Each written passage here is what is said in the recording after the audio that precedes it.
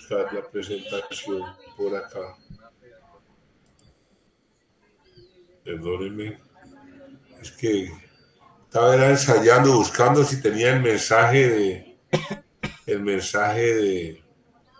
de Mafe y ya me encontré con ustedes ahí en clase, entonces me cogieron fuera de base. No, esta no es.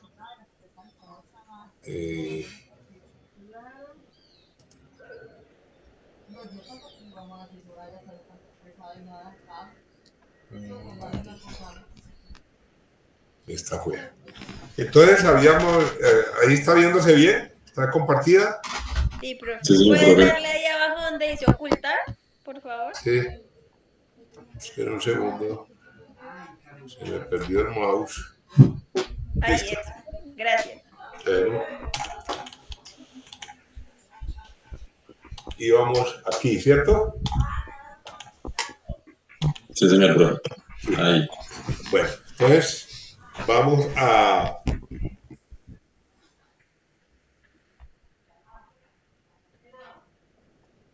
seguir con esta parte. Habíamos definido que en el hipotiroidismo lo que tenemos es una disminución de la producción o del efecto de la hormona tiroidea, la tiroxina, y que este hipotiroidismo tenía varias características, varias clasificaciones. De primario, cuando depende directamente de la glándula tiroides, que es el 95% de los casos. Secundario, cuando dependía de la producción de TSH a nivel hipofisiario. Y terciaria, cuando definía del estímulo hipofisiario mediado por el hipotálamo. Entonces, que son las menos frecuentes de todas. Y nos centramos básicamente en hablar del hipotiroidismo, hablamos de sus características clínicas, hablamos del hipotiroidismo congénito, el diagnóstico, miramos las características de las distintas... Disculpen, me pongo algo para... Disculpen.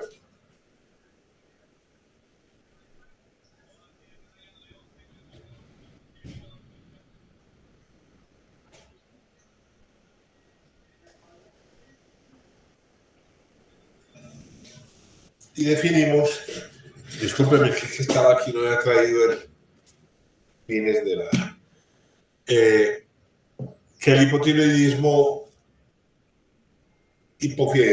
primario es el que vamos a tratar nosotros y que lo vamos a encontrar con mucha frecuencia. Miramos muchas características clínicas y tratamos de enfatizar en que es una combinación de muchos signos y síntomas y no solamente censarlo por el problema del sobrepeso, que hay muchas otras características relacionadas con el funcionamiento de la tiroxina.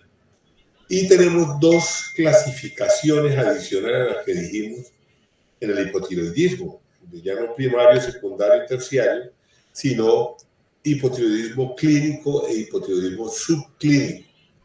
¿Qué consideramos subclínico? El paciente que tiene una TSH elevada y una T4 normal. ¿Qué quiere decir esto? Que o hay un poco de resistencia a la hormona tiroidea o todavía estamos en una fase donde no hay manifestaciones clínicas asociadas a esa elevación de la TSH y por eso lo llamamos subclínico. Usualmente se presenta en pacientes con una TSH entre 5 y 10 micromoles por mililitro, ¿cierto? Que no la trataríamos, ¿cierto? Básicamente, salvo que el paciente tenga manifestaciones clínicas. Es frecuente encontrar que los pacientes están en tratamiento solamente con una TSH elevada y no pedimos una T4. Si nosotros pedimos un T4, una TSH y nos sale elevada, siempre hay que pedir T4, porque lo que nos está indicando es que si esa T4 está deprimida o estamos en presencia de una alteración funcional. Pero si está normal, se considera un evento subclínico. Esto se presenta principalmente entre 5 y 10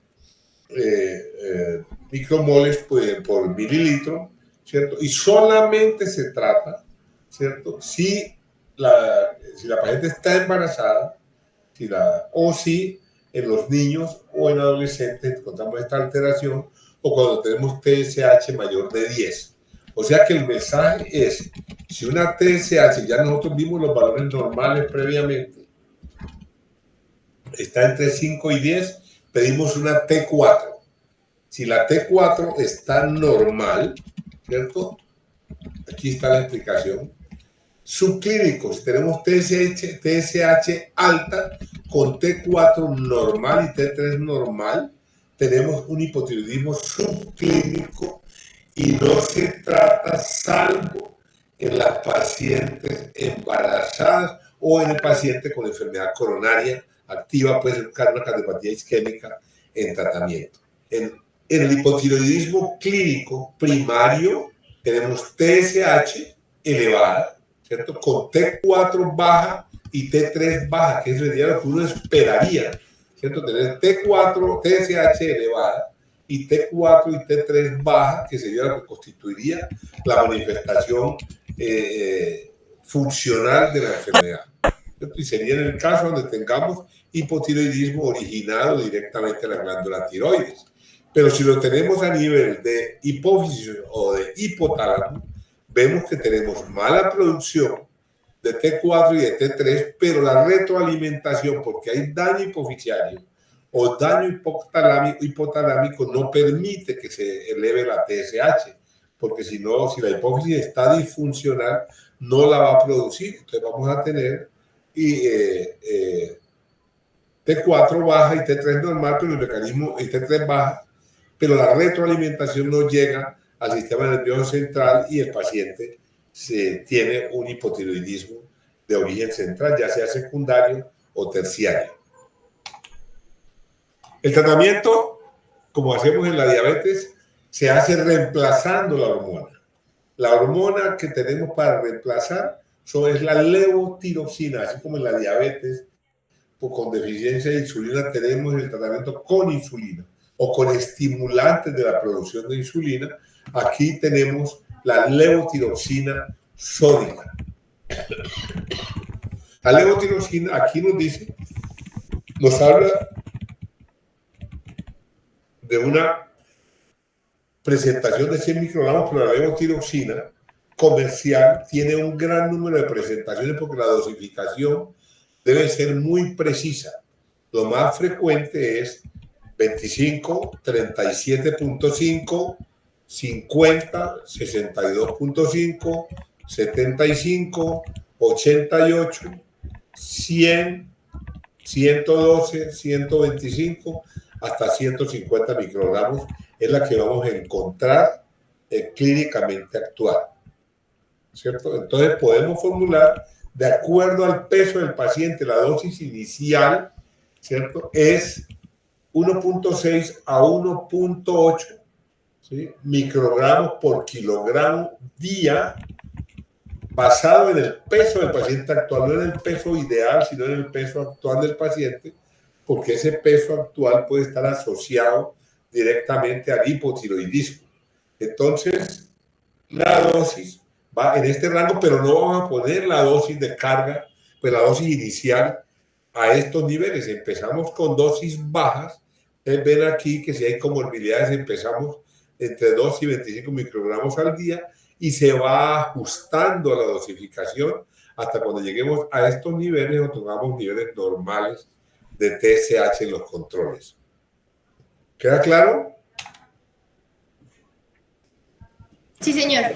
Listo. Sí, señor. Bueno, el embarazo, ¿cierto? Tenemos que recordar que los requerimientos de levotiroxina, ¿sí?, se elevan hasta el 50%. Y el propósito del embarazo es que la TSH esté menor a 2.5. ¿Cierto? Entonces, si tengo una embarazada en su examen de control y tiene una TSH entre 5 y 10, pero tiene una T4 mayor de 2.5, hay que darle levotiroxina, ¿correcto? Aun cuando sea subclínico, porque ya dijimos que una de las indicaciones de tratamiento farmacológico en un hipotiroidismo subclínico es el embarazo y la enfermedad coronaria. Entonces, básicamente es sencillo. Entonces, llega un paciente con algunos síntomas clínicos, le hacemos una TSH. Si está entre 5 y 10, hacemos una T4. Si la T4 está normal, no empezamos tratamiento, citamos al paciente a las 4 a 6 semanas para una nueva evaluación. Y si no hay criterios clínicos para tratamiento, seguimos en observación, lo volvemos a citar a los 6 meses o al año para evaluar cómo está la TSH y la T4. Si ese paciente tiene esas características, pero tiene sintomatología, piel seca, intolerancia al frío, intolerancia al calor, bradicardia, sobrepeso, cambio, resequedad de la piel, todas estas cosas nosotros consideramos que tienen síntomas clínicos y en esos casos, donde hay sintomatología clínica, sí damos tratamiento en un caso de hipotiroidismo subclínico en el laboratorio o si nuestra paciente está embarazada. Siempre la levotiroxina hay que darla en ayunas o lejos de las comidas, ¿cierto? De la última comida. Como cada vez tenemos más tratamientos que requieren medicamentos en ayunas, ¿cierto? La prioridad siempre es la levotiroxina. Pero si el paciente tiene que tomarse un inhibidor de bomba de protones en ayunas o un antibiótico o alguna otra cosa, entonces podemos tomar la levotiroxina antes de acostarse por la noche, pero por lo menos con unas 3 horas después de la última comida, ¿cierto? Hay pacientes que están polimedicados, uno tiene que jugar con eso para poderlo dar en el ayuno para facilitar su absorción. Tratamiento levotiroxina. La levotiroxina es la hormona tiroidea, tiene varias presentaciones comerciales en el rango que yo les informé. Empezamos con dosis bajitas y vamos incrementando cada 4 a 6 semanas según los resultados de la TSH y la T4 libre. Por el contrario, en el otro lado del espectro tenemos el hipertiroidismo, que es una situación donde tenemos cantidad excesiva de hormona tiroidea que está actuando sobre los distintos tejidos y órganos del organismo. Entonces, esto, mientras en la otra tenemos T4, ¿cierto?, baja, en este tenemos hormona tiroidea muy elevada, ¿cierto? Por lo tanto, el mensaje que llega a la hipófisis o al hipotálamo es que tenemos exceso de hormona tiroidea y la TSH va a disminuirse, ¿cierto? Es una patología con una prevalencia solamente del 1%. En cambio, el hipotiroidismo es mucho más frecuente por lo que habíamos dicho de la deficiencia de yodo, por algunas otras circunstancias farmacológicas, por cirugías, por la presencia de bocio, que a veces se interviene en tiroidectomía por el cáncer de tiroides, donde hay que hacer tiroidectomía. Eso va a afectar la producción y por tanto va a ser más frecuente el hipotiroidismo que el hipertiroidismo. Es mucho más frecuente con una relación 5:1 en mujeres que en hombres. La causa, tenemos varias causas y aquí las mencionamos. Uno, la enfermedad de Graves-Basedow, que ya la vamos a mirar, el bocio multinodular, adenomas tiroideos o tiroiditis, o sea, una inflamación aguda de la glándula por causas inflamatorias, por causas autoinmunes, por causas infecciosas, y nos va a generar ese tipo de respuesta. Falta mencionarles que a veces, cuando hay mediación de otras patologías, el hipotiroidismo puede ser transitorio.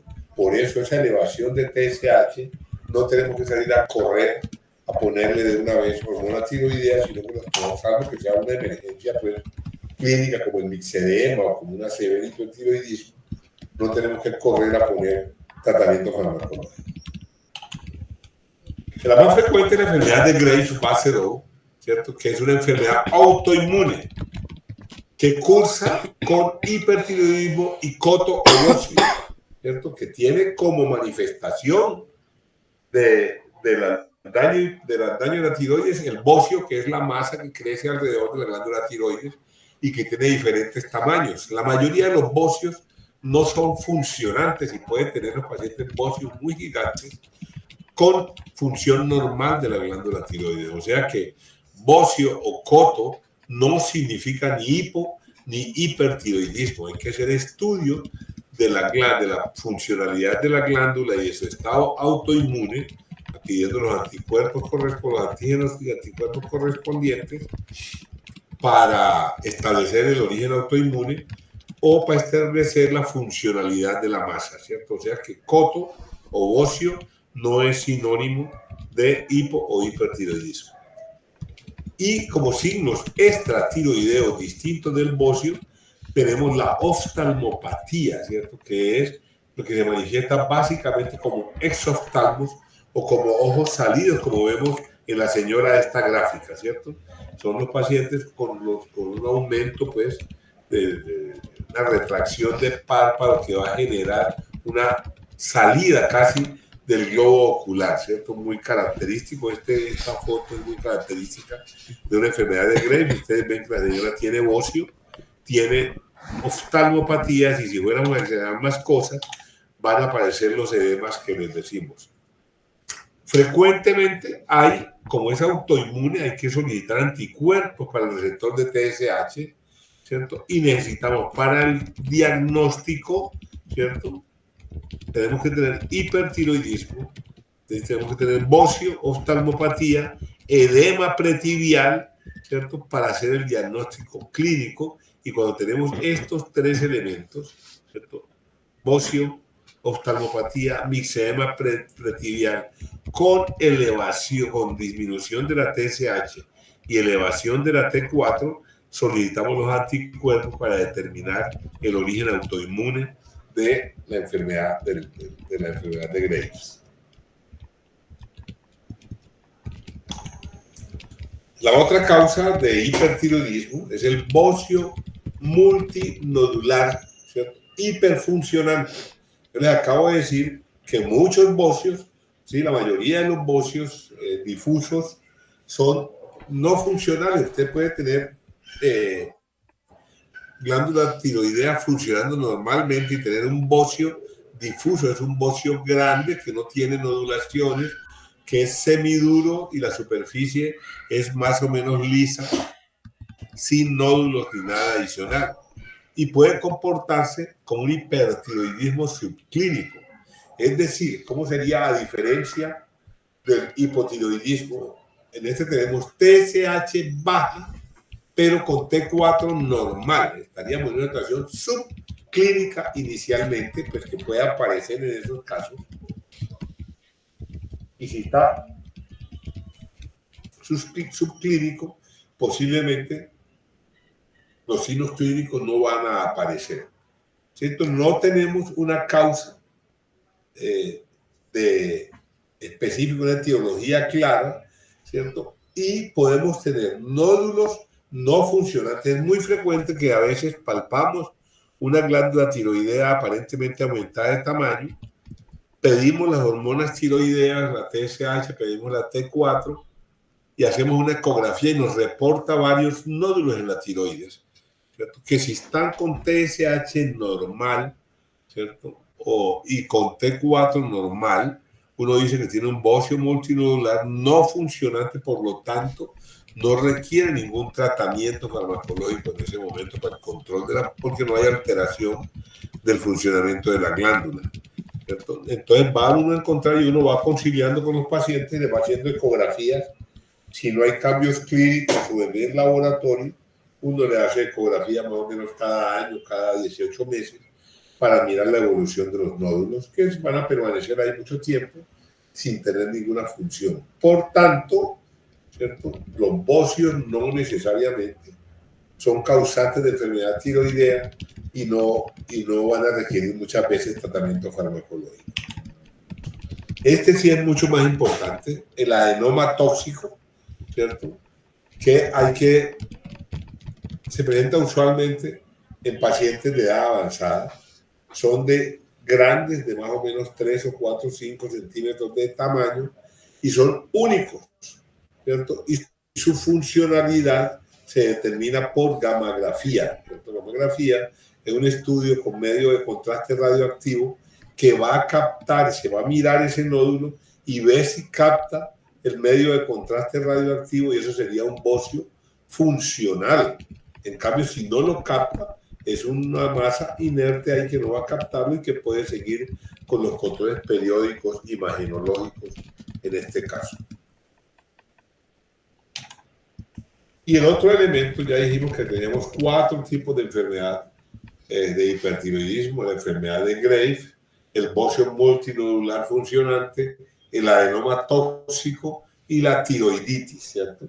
Que puede causar una inflamación de la glándula tiroidea. Hay daño en la glándula tiroidea y usualmente vamos a tener liberación de la hormona que ya sí se sintetizó, que ya se produjo. Tengo destrucción, entonces no se va a producir TSH, pero hay producción de tiroxina, ¿cierto? Que ya estaba en la glándula antes de su inflamación, y eso es lo que nos va a generar un hipertiroidismo que cuando disminuye la inflamación desaparece. Entonces, no siempre, ¿cierto?, vamos a tener tratamientos permanentes para estas patologías. ¿Cómo se manifiesta? Primera pregunta. En este caso de la tiroiditis, después de la lesión y después del hipertiroidismo transitorio, ¿se puede desencadenar un hipotiroidismo? Pues depende del daño que haya habido en la glándula, ¿cierto? Si usted tiene pues una destrucción importante de la glándula, pues va a afectar la producción de la hormona tiroidea, y entonces puede pasarse. Pero lo que ocurre a veces con cierta frecuencia,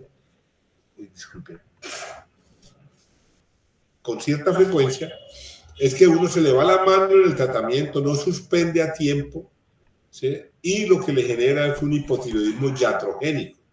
Porque si yo estoy dando, ¿cierto?, bloqueando la glándula tiroides todo el tiempo, puedo pasar al paciente al otro lado, así como en sentido contrario. Si manejo el hipotiroidismo dándole levotiroxina, ¿cierto?, termino bloqueando la glándula y produciendo un hipertiroidismo a veces.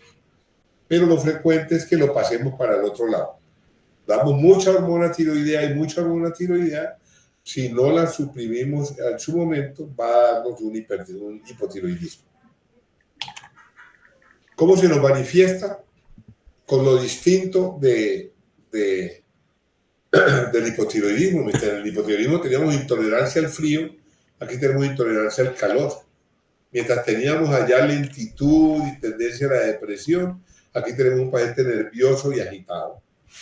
Mientras teníamos bradicardia, aquí tenemos taquicardia, el otro tenía estreñimiento y este tiene diarrea, el otro, este paciente, por todo lo que pasa en todo este desgaste, va a terminar presentando debilidad general, ¿cierto?, y pérdida de peso. Es un metabolismo que está muy acelerado, ¿cierto? Piel caliente y humedad, infertilidad, metrorragia, temblor general, como una respuesta simpática generalizada a la pérdida de grasa alrededor de los ojos, que lo genera el exoftalmo, la caída del cabello, que es común a las dos patologías. Lo más frecuente que uno ve son pacientes jóvenes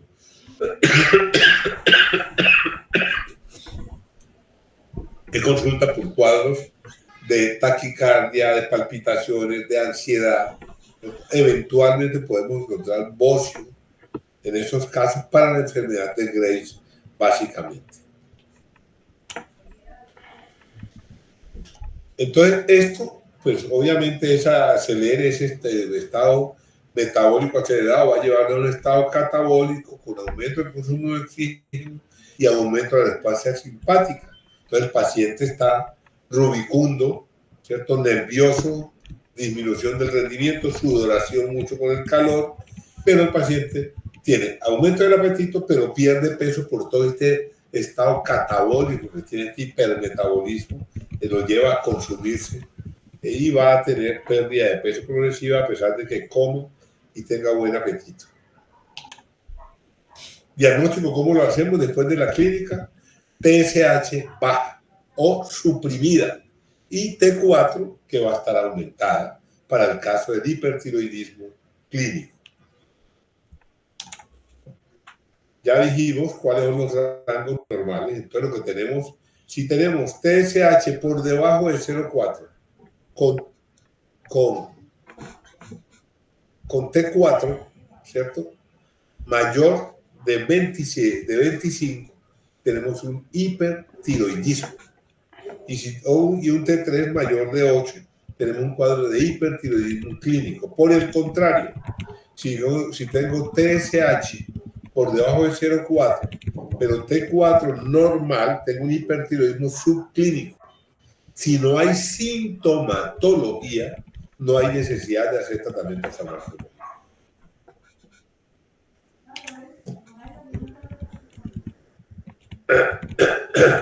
Cuando tenemos un hipertiroidismo con un bocio, ¿sí?, multinodular o con un adenoma, tenemos que hacer una gamografía tiroidea que yo les explicaba. Los nódulos que están activos, funcionantes en la tiroides, aumentando su liberación hormonal, hay que hacer una gamografía que nos va a decir cuántos nódulos hay, en qué parte están localizados y cuáles están activos. Se llaman nódulos calientes porque están produciendo, están funcionales, están produciendo mucha hormona tiroidea, ¿cierto? Básicamente se ordena cuando tenemos bocio multinodular con función tiroidea alterada o cuando tenemos un adenoma tóxico, un nódulo aislado con signos de hipertiroidismo. Y los anticuerpos los vamos a medir para enfermedades autoinmunes, ¿cierto? Y básicamente para enfermedades del Graves base 2, para la tiroiditis también de origen autoinmune, y lo que pedimos son anticuerpos antitiroideos o antitiroglobulina o anticuerpos antiperoxidasa, que es parte de la producción de las enzimas que estimulan la producción de TSH, de hormona tiroidea en la glándula tiroides. El tratamiento en este momento se hace básicamente con un inhibidor de la síntesis de hormona tiroidea, inhibiendo la peroxidasa tiroidea. Por eso pedimos anticuerpos antiperoxidasa para saber el origen autoinmune. El tratamiento se hace con un medicamento que se llama metimazol. También se utiliza el propiltiuracilo, ¿cierto? Pero el que manejamos a nivel general de medicina interna, de medicina general, es el metimazol, ¿cierto?, que es un inhibidor de la función de la glándula tiroidea. Básicamente, ¿cierto?, 10 a 20 miligramos al día hasta que el paciente recupera su función y disminuye la sintomatología. Y se mantiene entre 5 a 19 miligramos durante 12 a 24 meses, según el caso. El tapazol o metimazol viene en tabletas de 5 a 10 miligramos, y de 5 y de 10 miligramos, creo que también hay una presentación de 2.5, y la dosis es la que llevamos aquí, o sea, 5 miligramos, por ejemplo, 3 veces al día, 6 de la mañana, 2 de la tarde, 10 de la noche, continuamente, para el mantenimiento, y la vamos disminuyendo progresivamente según la respuesta clínica que tengamos de los pacientes. Para el tratamiento sintomático, utilizamos en el paciente que tiene, por ejemplo, síntomas y no tenemos una patología crónica ni persistente. Para el manejo sintomático, o sea, de la taquicardia, la diaforesis, para toda esa respuesta simpática que tenemos, utilizamos beta bloqueadores, ¿cierto? Principalmente el propanolol, ¿cierto? Entonces, como tenemos un paciente con aumento de la generación de temperatura y una respuesta exagerada a los beta-adrenérgicos, entonces el tratamiento se hace básicamente con propanolol a la dosis que vemos aquí, 10 a 40 miligramos cada 8 horas, teniendo cuidado con la tensión arterial y la frecuencia cardíaca, pero este es el tratamiento sintomático. Esto no va a frenar la glándula tiroidea, no tiene nada que ver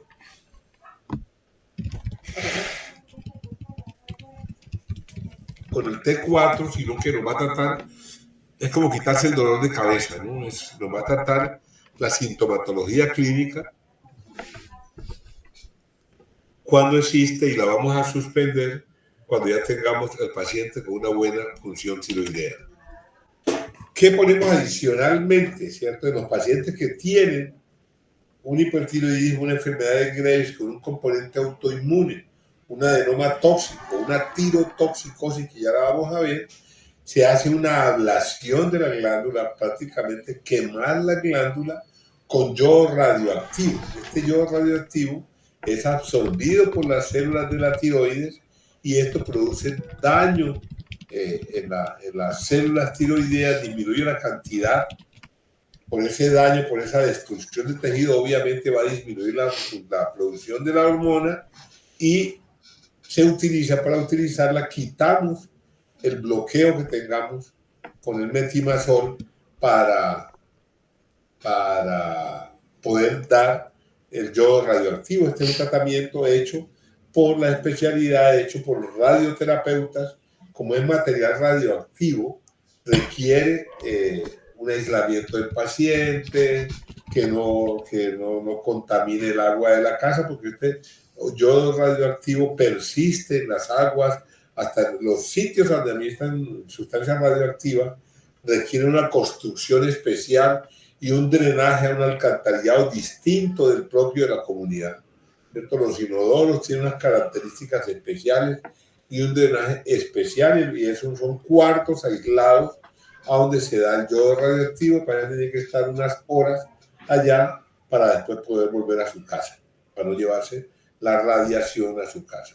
Obviamente no sobra decir que en pacientes embarazadas o lactando, pues no le vamos a dar yodo radioactivo, pues porque eso va a pasar al bebé y le va a generar graves problemas asociados a la radiación. Y cuando no hay tratamiento médico, no ayuda a un adenoma tóxico, a un bocio multinodular, lo tratamos, sigue sintomático, lo que hay que es eliminar la glándula tiroidea, hacer tiroidectomía, ¿cierto? Se acaba la producción de hormona tiroidea y nos toca darla después en suplencia, ¿cierto? El paciente pasa a ser hipotiroideo porque no hay producción en la de hormona y tenemos que dársela externamente.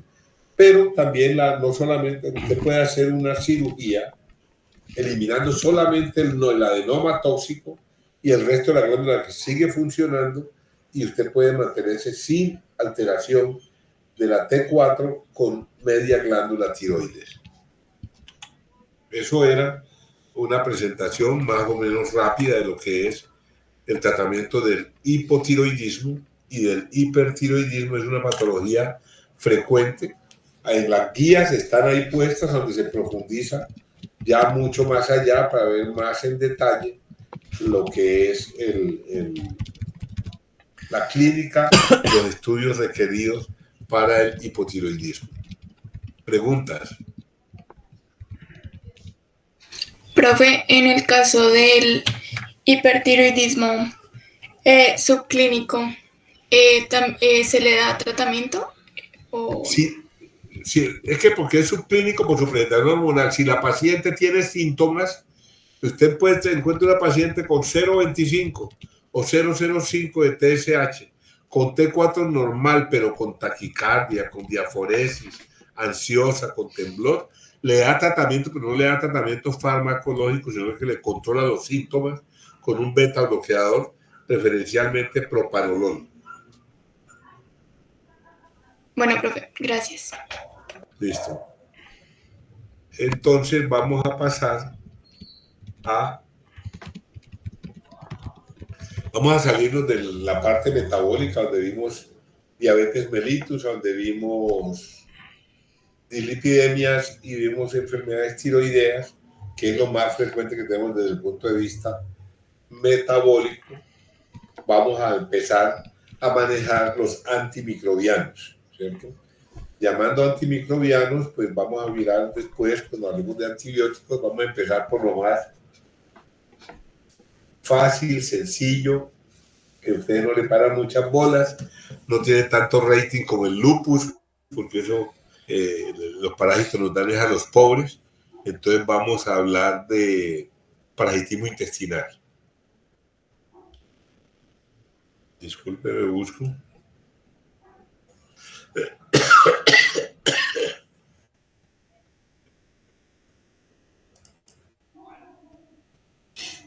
Ay, usted me disculpa la voz y la tosedera, pero estoy con un malestar que no puedo conmigo. Pero si nos seguimos atrasando, pues estamos peor. Entonces vamos a hablar de parasitismo intestinal, básicamente. Eso nos lleva a pensar que si hay parásitos intestinales, pues también hay otras clases de parásitos y los conocemos y los tenemos entre nosotros.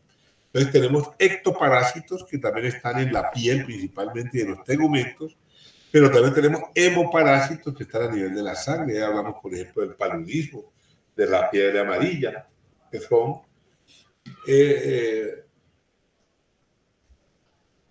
enfermedades. La fiebre amarilla no es parasitaria sino viral, pero entre nosotros tenemos el paludismo o malaria, que es de zonas tropicales principalmente, y el parásito está básicamente en la sangre. A nivel de parásitos intestinales, ¿cierto? Podemos definir los parásitos como seres eucarióticos que viven a expensas de otro de distintas especies y le producen daño. Bueno, cuando estudiábamos biología en los primeros semestres, nos hablábamos de parasitem, parasitosis, simbiosis, ¿cierto? Y el otro era cuando había intercambio de ventajas, ¿no?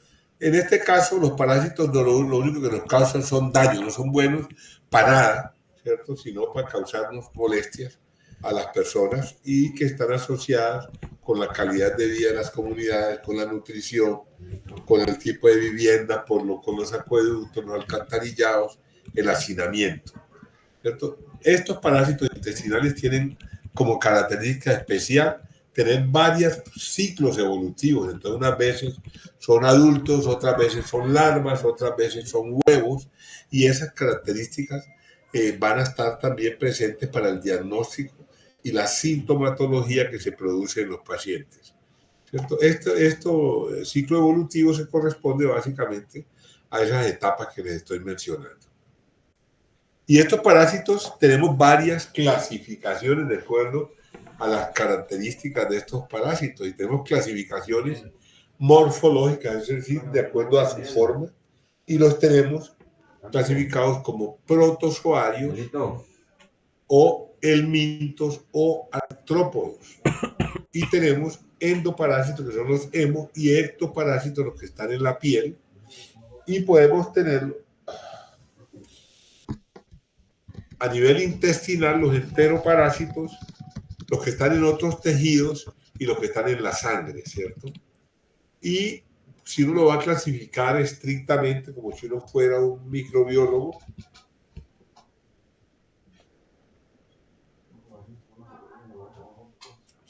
tenemos que hacerlo clasificando el reino, el filum, la clase, la familia, la variedad, las especies, pero pues esto por ahora no nos corresponde a nosotros.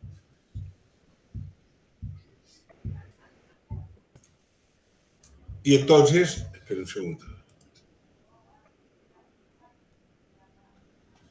Los protozoarios son unicelulares, ¿cierto? Y de estos, y los otros son pluricelulares, que son los metazoarios, donde incluimos los helmintos y los artrópodos, ¿correcto? Nosotros, ¿cierto? A nivel intestinal, tenemos especialmente helmintos. Y esto...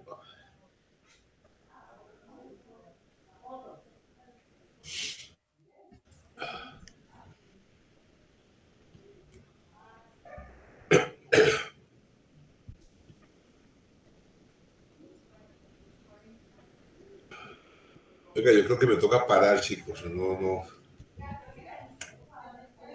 Tranquilo, profe, no pasa nada. ¿Cómo así? Tranquilo, profe, no pasa nada. Sí, profe, se siente muy mal y pues... Sí, no estoy nada bien. Estoy incómodo, estoy sudando. No, profe, sí, tranquilo, pare entonces. Entonces vamos a parar y yo completo la clase. La próxima vez es una clase relativamente corta y vamos a seguir hablando después de los otros microbios, ¿vale? Listo, Sí, señor profe, no pasa nada. Tranquilo, no pasa nada. Discúlpenme. Tranquilo, No, profe. profe, No, tranquilo. profe, no se preocupe, Muchas tranquilo. gracias. Enferma. Muchas gracias por la clase. Muchas gracias.